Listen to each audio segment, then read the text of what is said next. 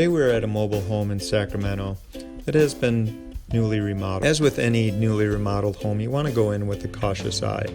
The flooring, the paint, the windows, doors, new kitchen, everything inside for the most part looked pretty good. However, once we started crawling around, we found some major health and safety issues.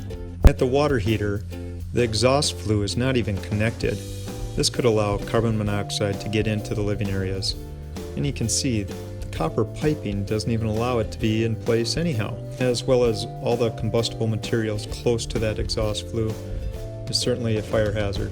Moving into the bathroom, new tub surrounds have been installed. The fixtures are missing plates that can divert water from entering to the walls. Underneath the house we found several problems as well, including a leaking cleanout drain, leaking toilet, and a major leak that has been ongoing for some time at the water heater. You can see one of the structural beams has been severely corroded. This could cause structural failure sometime in the future.